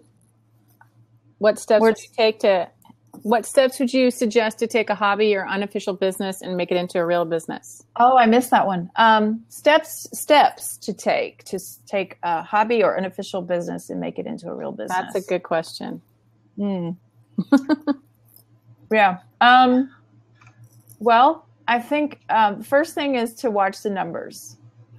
Even if it's a hobby, it depends on how, what do you want your margin to be? Are you going to pay yourself? Is everything going to go back into the business?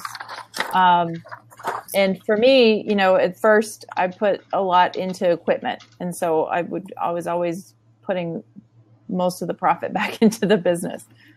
But, I pay myself a salary and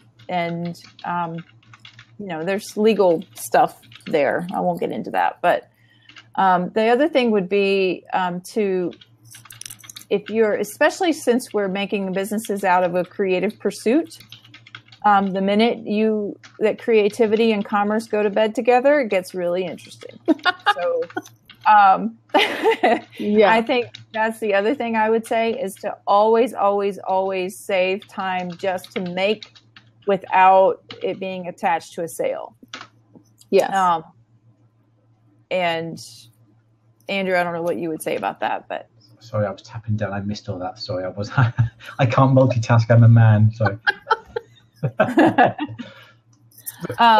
Go quick. Sorry, I was just saying, she was asking, what steps would you take? Would you suggest? It is a hard one, isn't it? I think I know a lot of people who run making the jewelry as a hobby, and I think if you're making if you feel that you can make a good living doing it,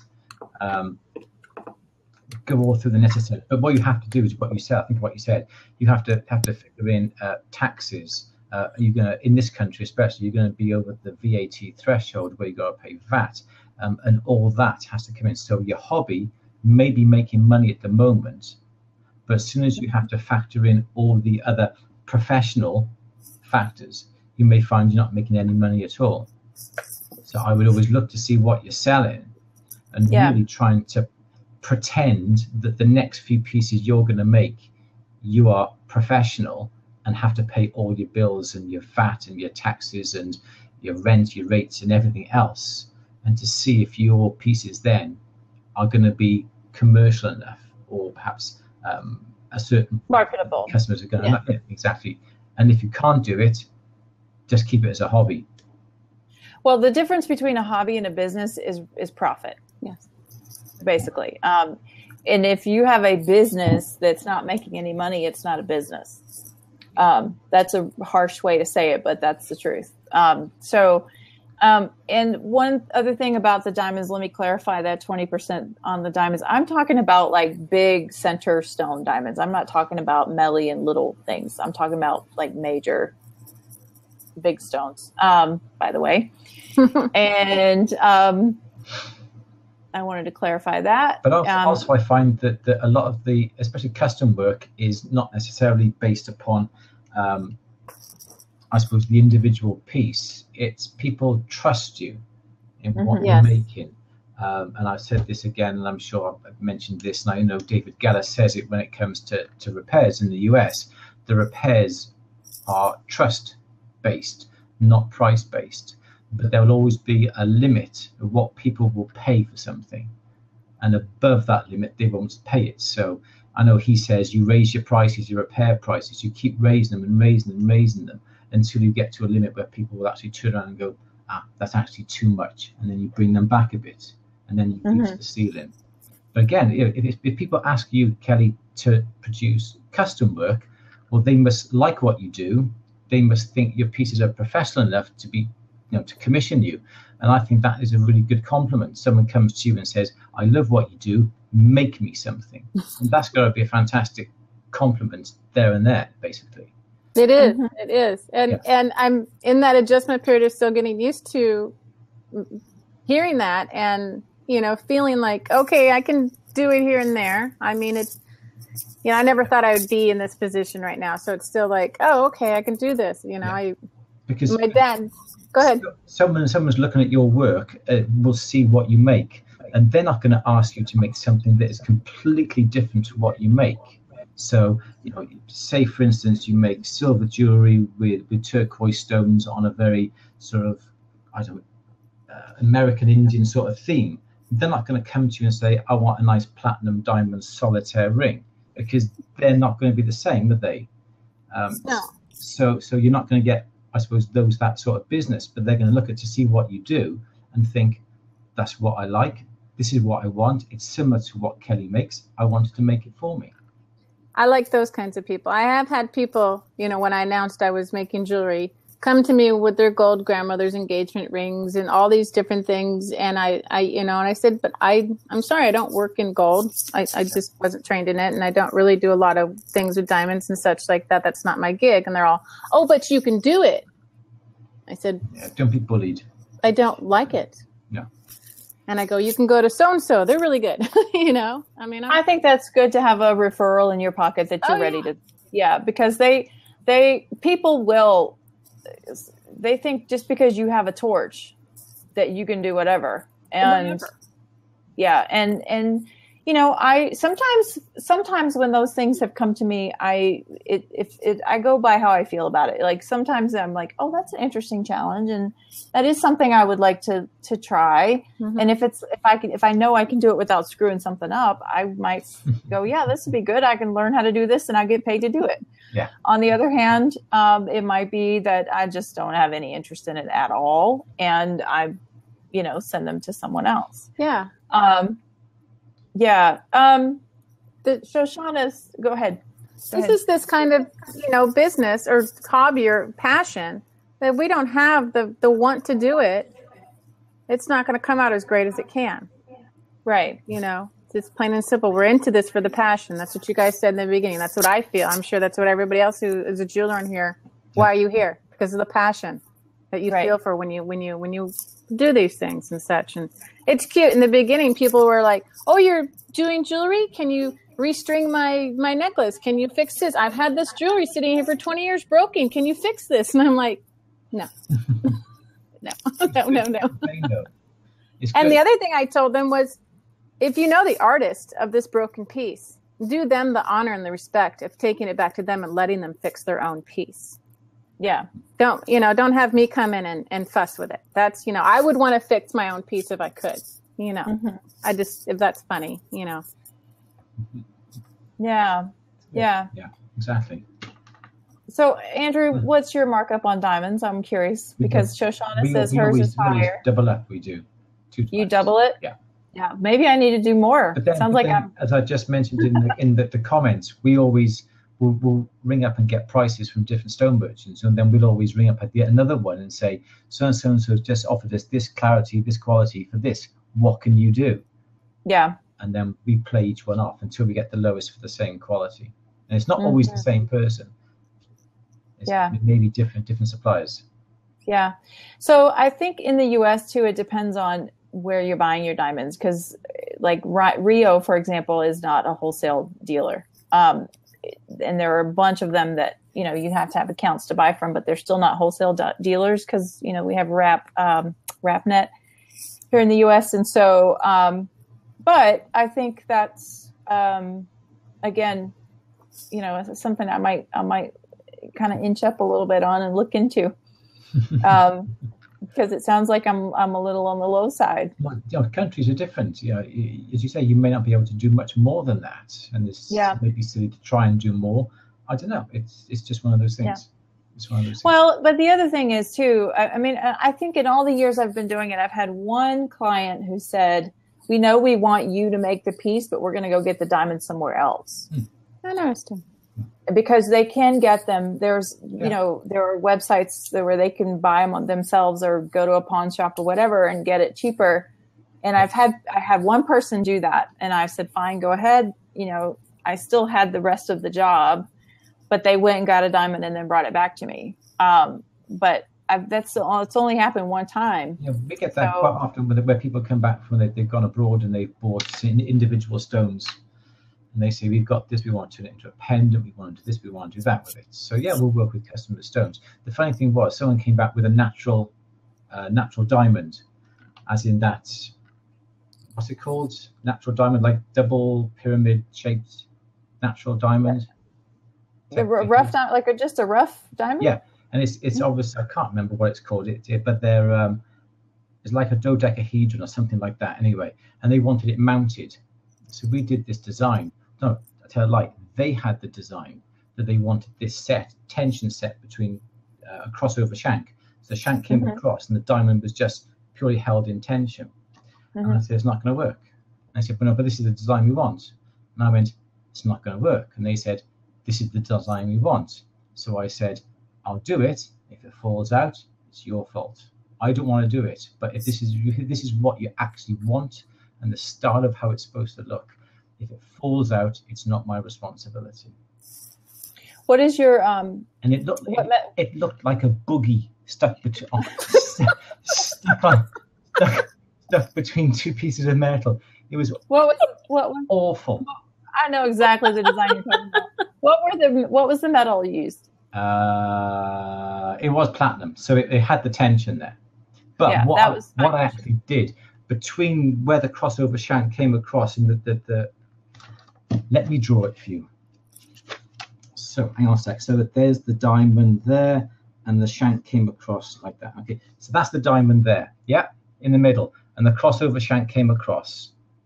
Oh, okay. Yeah, and the shank was behind it. Yeah, so gotcha. Held that way. So I just built a little cage, that went underneath the diamond, in like a hold those two sides together. Because as soon as that released its tension, obviously the stone is going to come out. So we built a little cage behind it to hold it together. So it held them together underneath. Yeah, and you couldn't see it from the top. And that's what I did. And did it stay in? Yeah. They haven't come back. There you go. I told them not to come back anyway if it comes out. You're talking about things loose and stuff. I want to share a story just because maybe it'll hit somebody out there. Last week, my father called me up and told me he lost his turquoise ring. Now, he has a big, impressive turquoise ring, Zuni Indian, little piece of gold on it. And it came from his best friend who her father did cabochons and stones and everything. And she's passed on. And my dad's 80 and he lost it. And he was just heartbroken. Okay. I went to all the places he went. I talked to all, the restaurants. He had friends in town, all this stuff. I looked through his whole house, right? Long story short, he found it this morning. And I said, Dad, don't you dare put that ring on your finger. You go straight to the jeweler's and you get it sized right now. Because he didn't believe me that I said, it probably came off when your hand was wet. So, no, it wouldn't. I said, Dad, it's based on your knuckle size, especially when you get older. Go get that ring resized. So if anybody has anything out there that's little loose, little these that you really love, get that fixed. Well, I'm glad he found it. That's awesome. Me too. But, it just made me think we just sometimes we don't pay attention enough, just double check those because our jewelry is so special to us. Oh, yeah, absolutely. Well, it's been a blast, guys. I think any last words? We are at almost 2 hours, so I think it's time for us to, you guys are great. Thank you for having me on. Well, you're welcome. Thank you for being here. Appreciate it so much. Let me give you some props before you go. Thanks. Fantastic. Awesome. All right. I'm going to go. Okay. Thanks, Kelly. Bye. Thank you. Well, Andrew, thank you. Oh, Shoshana's calling in. Nope, she's not. I thought she was. Yeah. Oh, shoot. I was excited. Come on, Shoshana. Come on in. I've never spoken to you. Oh, she said she was giving props. Come on, we want you to come in and say goodbye with us. Is she coming in? Come on, Shoshana. We could just wait in an uncomfortable, awkward pause until she comes in. Okay. She says not this time. She has to get a camera. She's got a phone? Yeah. I don't know. No. Okay. Well, let me say it was a great night, a great time. I enjoyed it. She'll do it next time. That sounds good. Okay. Well, we're going to hold her off on that. Hold her to that. Yeah. So, next topic. Next topic. That is a great question. Any suggestions? Yeah, we are open to suggestions. I think the Q&A is interesting. Soldering. Oh, we could talk for days on soldering. Maybe they want us to actually get in and solder. What do you think? You'd have to do it from your shop. Branding, that's an interesting one. Branding. We could do that. Jewelry sculpture art. That's a good one. Get Drenis in on that one because it sounds like he's doing that. I heard that he was doing something like that. I would love to do one on design. That would be great. A soldering Q&A, pricing and branding. Yep. Well, these are some great ideas. Andrew, let's yeah, I'm happy to do soldering. Anything. I'm happy to do anything. I'm easy. Well, you and I will decide. We'll talk about it in the over the next few days. How about that? See, Terry's getting deep there. Form and function. Oh God. Form follows function. Did you learn that in design school? No. No? We learned ergonomics. Fitting things into. It was 3D design, wasn't it? Yeah. Andrew, hop up and down in your smalls. Please, you don't want to go there. Why is it always at the end of scopes and people get funny ideas, man? Come on. Speaking of smalls, where's Shelly? She didn't come in. She's the one that I learned that word from. He didn't make it in tonight. Yeah. All right, everybody. Well, underwear, Shoshana. Underwear. men's underwear. So when Andrew did a scope on his rolling mill and about the Durson rolling mill, Shelley made the joke that it was for the purpose of the rolling mill was for smalls. Yes, rolling your smalls through. When you're doing your load. Hey, so one real quick, I think the last thing I want to tell everybody, we have, looks like everybody in the room we're all friends here. So Terry and I are meeting up tomorrow at the French Broad Chocolate Lounge, and we're going to scope together in person, scoping. I don't know who will scope each other or how we're going to do it, but I'm excited about getting to have a meetup with one of my Perry buddies. What time? 2:00. We're going to meet up at 2:00, and then I'm not sure exactly the hour and minute that we'll go live, but 2 p.m. Eastern. So it'll be during your tea time, I guess, Andrew. Yeah, it'll be about 7 o'clock, I expect. Yeah. So that's our time that we're going to meet up, and we'll pretend we can. Drenis says pretend like we don't know each other. Yeah, Mark and Andrew, you guys are going to scope when you work on that project for Mark, right? We've got a few things planned as well, yeah. That should be cool. Yeah. And didn't you say something about setting up a workshop? Yeah. I'm excited about that. Do you know when it is? No. We don't know yet. It's something that I want to do for the website. So I don't know exactly what or how we're going to do it yet, but shh. It's a secret. Secret, yeah. Don't tell. All of Blab is here, but don't tell anybody. Don't tell it. Well, it sounds great. I can't wait to see what it is. So we'll scope and send everybody chocolate tomorrow, and it's like some of the best chocolate ever. It's wonderful, and it's going to be good. And I will. I'm looking forward to that. So for tonight, Andrew, I'm gonna. Is that you or is it this way? Give me a high five. Fist bump. See, on my camera, it goes this way. Yeah, see, my camera's the other way around tonight. So normally I have to do that, but we're that way today. Well, mine, I Other don't way, know why. Andrew, is it? Oh, it's this way for me. Oh, I just... Go the other. Yeah. Whatever. How about this? Okay. All right. It's just getting silly now. So, Shoshana, thank you for sharing the websites, gingermeekallen.com and atthebench.com. And Dee says, wait, don't we need her address to yes, we'll be there with the chocolate. And I missed the cat ears tonight, Andrew. Lovely, lovely. You told me I had to keep it professional tonight. You were supposed to tell him I said that. No, I haven't got the teeth today. Looks like a bra. As long as you don't pull out the teeth, I think we're fine. Looks like a bra. Only when you put it down there. Turn it the other way. It's upside down. There you go, like that. Yeah. Trust mark. Okay. This is going down at this point, so I think we're done. Thanks for coming in, everybody. Everybody have a great night. Andrew, thank you so much. You're welcome. And I appreciate you making me think.